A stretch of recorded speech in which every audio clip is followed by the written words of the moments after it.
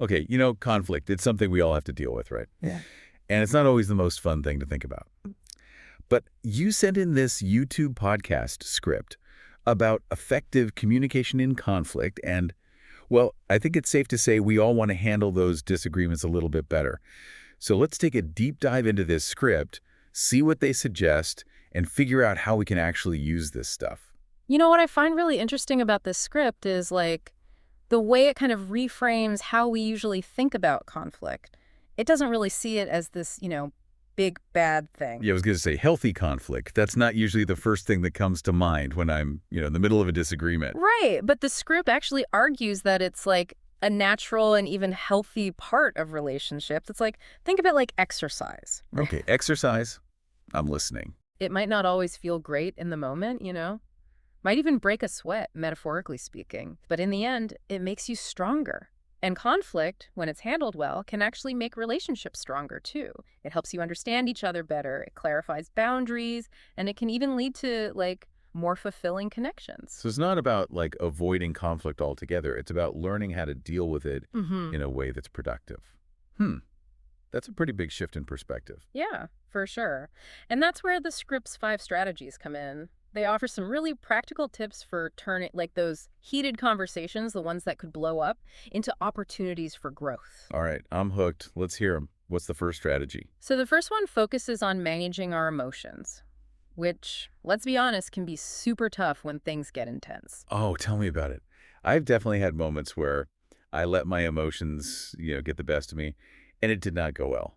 It's like my inner teenager just takes over, and any hope of a productive conversation goes right out the window. I think we've all been there. But the script, it calls this strategy stay calm and centered. And it's all about creating that space to respond thoughtfully instead of just, reacting impulsively. So don't just knee-jerk react. Take a beat. Right. And they actually suggest some pretty simple but effective techniques for calming down, like taking a few deep breaths or, even just counting to 10 slowly in your head. Yeah, I've heard that one before. And sometimes the best thing you can do is just step away from the situation for a few minutes just to cool down a bit. They also talk about recognizing your personal triggers, those topics or tones that tend to really set you off. So if you know going in that a certain topic is a hot button for you, you can have a plan in place to stay grounded.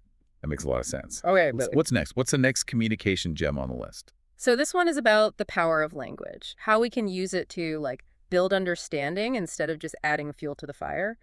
The script calls it use I statements. Oh, I've heard about this one. So instead of, pointing fingers and saying you did this or you always do that, it's about talking about your own feelings and needs, right? Exactly. It's a subtle change, but it makes a huge difference in how the conversation feels. Instead of saying, you always interrupt me, which can sound kind of accusatory, you could say something like, I feel frustrated when I'm interrupted because it makes me feel like my thoughts aren't being valued. Oh, okay. I see the difference. One puts the other person on the defensive right away, and the other is more about working together. Less about blame, more about collaboration. You got it. And that brings us to the third strategy. This one, it sounds simple enough, but honestly, it can be the toughest to actually do. Especially, when emotions are running high. Oh boy, I have a feeling I know what this is. All right, hit me with it. What's this deceptively simple strategy? It's about really hearing what the other person is saying. Listen to understand, not to respond.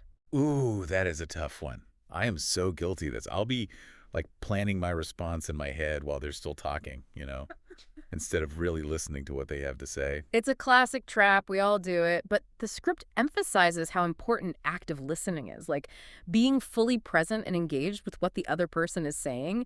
And one technique they suggest is reflective listening.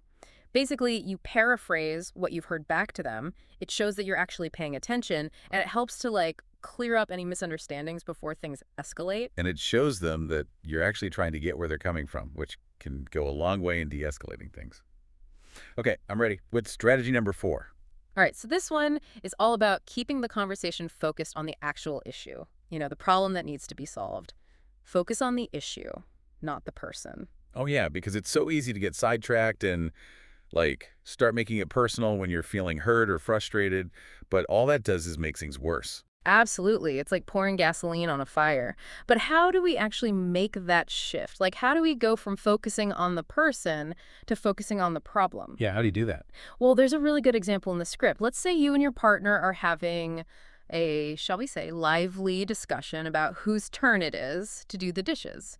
So instead of saying, like, you're so lazy, you never help out around here, try saying something like, Let's see. I'm feeling a little overwhelmed because honestly, the way we're splitting up the chores right now just doesn't feel balanced, and it's making it hard for me to get everything else done. wow, Yeah, that does sound way less, explosive. right. You've shifted the focus away from your partner's character and onto the actual problem, the Yeah. division of labor. So now you can start brainstorming solutions together instead of just, getting stuck in a blame game. Which takes us perfectly to strategy number 5, Hmm. right? Because once you've identified the problem, you have to find a solution. Exactly.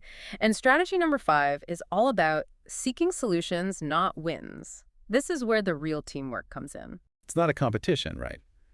Ultimately, no one wins when there's a conflict. It's about finding a way forward that works for everyone involved. Yeah, I love that.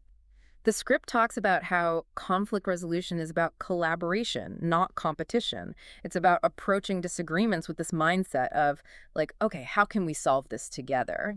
Being open to compromise. This reminds me of a time when I was working on a project with a colleague, and we had totally different visions for how it should go. We kept butting heads because we were both so attached to our own Ugh, ideas. I've been there. But we finally took a step back and started brainstorming solutions together. And you know what? We ended up coming up with something way more creative and effective than either of us had originally imagined. That's awesome. It shows how seeking solutions, instead of trying to, like, win an argument, can lead to these amazing results. Totally. So we've talked about why conflict isn't necessarily a bad thing, and we've gone through these 5 really helpful strategies for communicating during those tough conversations. But I'm curious, how do these strategies actually play out in the real world? It's one thing to talk about them, but I want to see them in action. That's a great point. And luckily, the script gives us an example to look at. Ready to meet Alex and Sam. I'm always down to meet new people, especially if they can teach us a thing or two about handling conflict. Let's do it. Okay, so who are these Alex and Sam people, and what can we learn from them about, dealing with conflict? Well, Alex and Sam, they're a couple. And like a lot of couples, they used to, fight pretty often about those like everyday chores, like whose turn it is to do the dishes, that kind of Oh, boy, thing. yeah, I think we've all been there. That's like a classic relationship argument. Totally. But instead of just letting those small disagreements build up and turn into like big blowouts, Alex and Sam, they decided to actually, try out those 5 strategies we were talking about. Oh, interesting. So they put those strategies into action. I like it. Yeah, in the script, it actually highlights how Alex started using those I statements, Right. to talk about their feelings instead of just blaming Sam. Right. Like instead of saying, you're always leaving your dirty dishes everywhere. Exactly.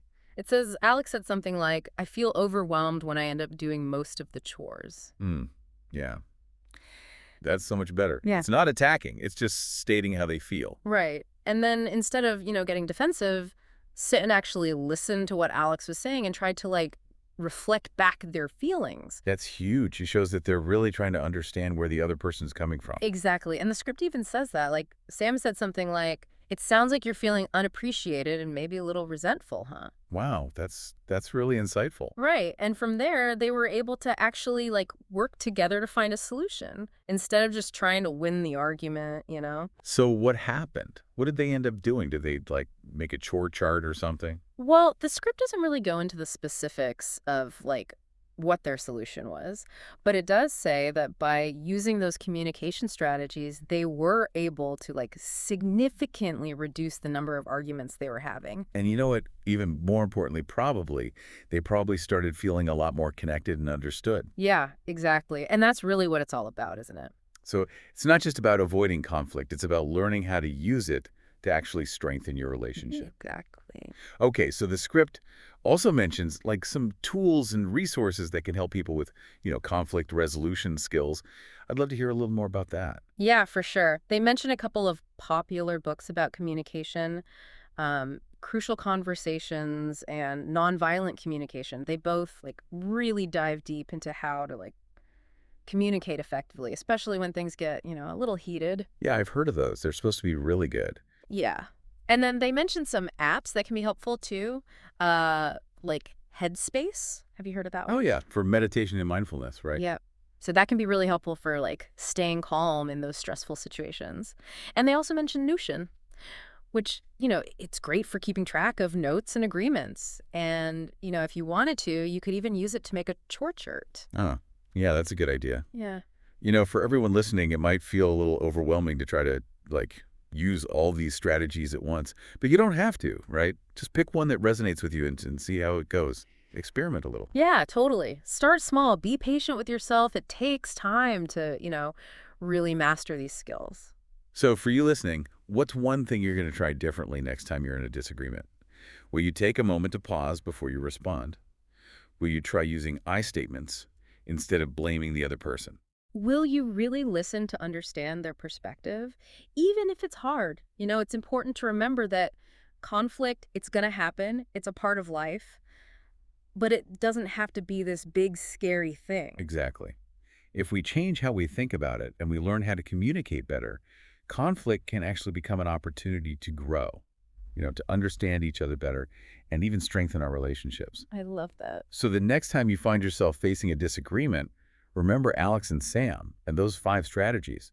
You've got this. Yeah, you do. You have the power to turn conflict into something positive. We've talked about a lot of really great strategies for dealing with conflict, Hmm. in a way that's actually helpful. And I think now it would be cool to put this into practice a little bit. So think about a recent conflict you've had, one that maybe, is still on your mind. Yeah. And as you're thinking about that situation, ask yourself, like, how could I have approached that differently, using one of the strategies we've talked about? Maybe it's something as simple as, taking a pause, taking a breath before responding, just to kind of collect your thoughts. Choose your words carefully. Yeah. Or what about like consciously changing the way you talk about things? Instead of blaming the other person, using those I statements. Right, right. Talking about how you feel, not what they did. Exactly. What if you really tried to listen to the other person, like really understand their perspective, even if you don't agree with it? Yeah, it's like just trying to see things from their side. It's amazing how even these little changes can make a huge difference. Yeah, it's like instead of heading for a crash, you're kind of steering the conversation in a better direction. Exactly. It's about remembering that conflict doesn't have to be this negative, destructive thing. Right. It can be an opportunity to learn and grow and even get closer to the people we care about. So next time you find yourself in a disagreement, think back to, Alex and Sam and those 5 strategies. You've got this. You really do. You can turn conflict into something good. And that's it for our deep dive on conflict resolution. Hope this was helpful, folks. Until next time, keep those conversations going and keep those relationships strong.